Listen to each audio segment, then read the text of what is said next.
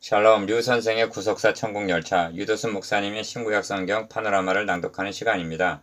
지금은 느헤미야 파노라마 5장입니다. 하나님을 경외하며 행하라.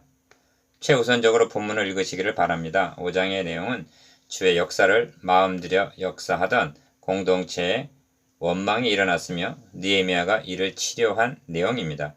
본문을 읽으셨으면 다음으로 관찰해야 할 일은 5장의 중심 주제가 무엇일까 이를 찾아 정하는 일입니다.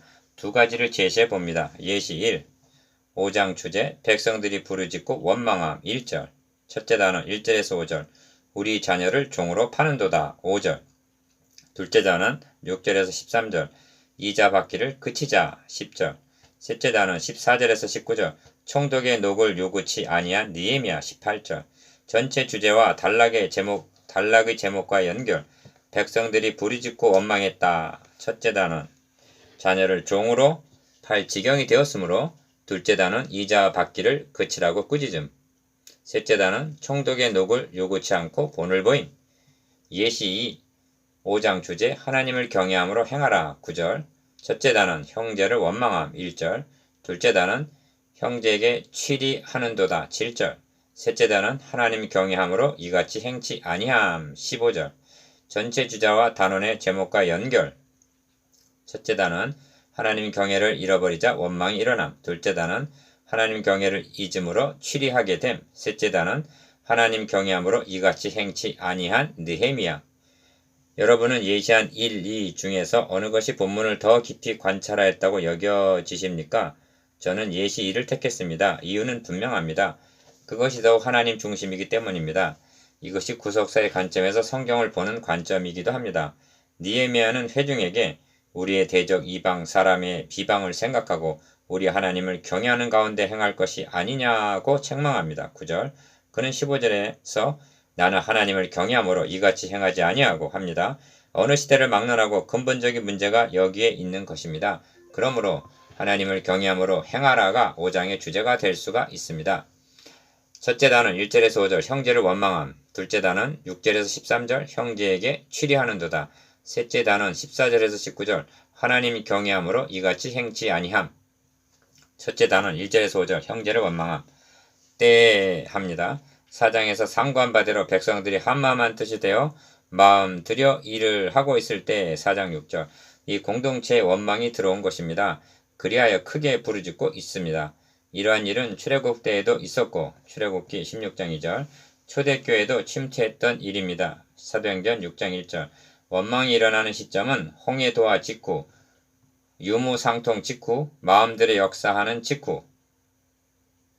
이처럼 원망은 호사다마인 것입니다. 그러므로 명심해야 할 것은 원망이란 유무상통이나 마음들의 역사하는 사람의 공동체를 파괴하려는 사탄의 계획이라는 사실입니다. 누구를 원망했습니까? 대적입니까? 아닙니다. 형제입니다. 여기 원망이 공동체 일체감을 와해시키는 독소가 있는 것입니다. 사도행전에 보면 위협하고 박해를 가해도 무너뜨릴 수 없게 되자 사탄은 사랑의 공동체에 원망을 집어넣었던 것입니다. 원망의 이유는 백성들이 지도계급에 있는 자들에 의하여 수탈을 당했기 때문입니다. 이것이 문제입니다. 솔선수범을 보여야 할 지도자들이 백성의 피를 빨아먹었던 것입니다. 그 근원적인 원인이 무엇입니까? 한마디로 하나님을 경외하기를 잊었기 때문입니다. 하나님 두려운 줄을 몰랐기 때문입니다. 우리 육체도 우리 형제의 육체와 같고 우리 자녀도 그들의 자녀와 같거늘 이제 우리 자녀를 종으로 파는도다. 우리 딸 중에 벌써 종된 자가 있고 우리 밭과 포도원이 이미 남의 것이 되었으나 우리에게는 아무런 힘이 없도다 하고 원망합니다. 5절 사태가 이쯤 되고 보면 더 이상 사랑의 공동체는 아니요 너와 나는 여러분이 아닌 타인인 것입니다.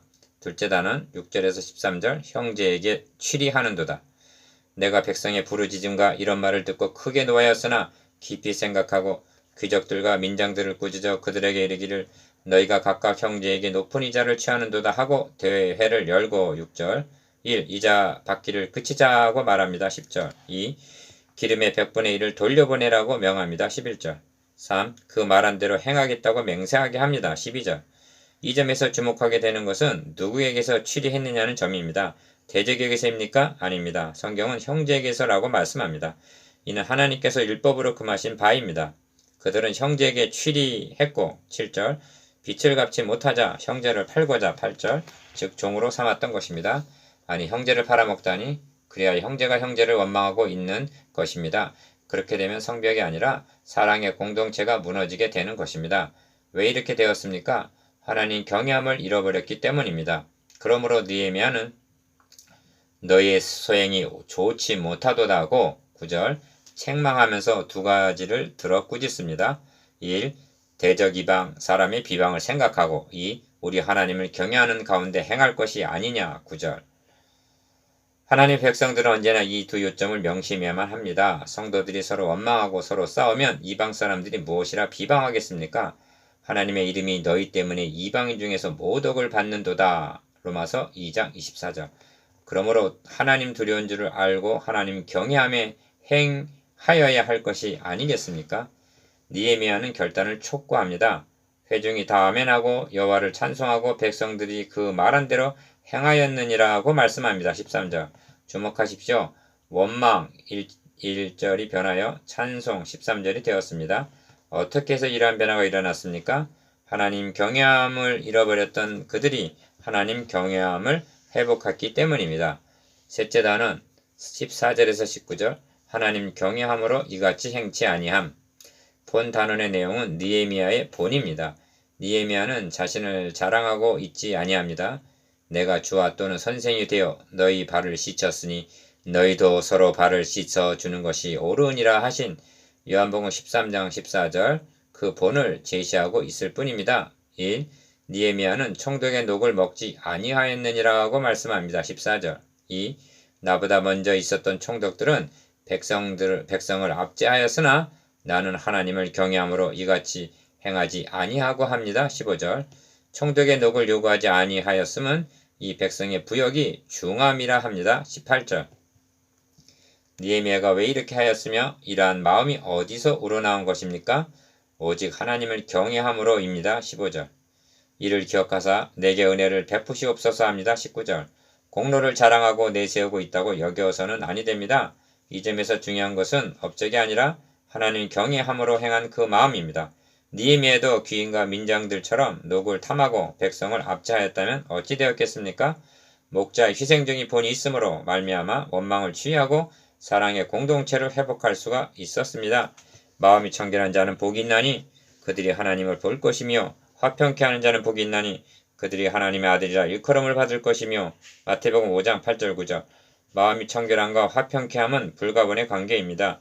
마음이 청결하다는 것은 마음을 비우고 탐욕스럽지 아니하며 자기 유익을 구치 않음을 의미합니다. 이처럼 마음이 청결한 자만이 화평케 할 수가 있는 것입니다.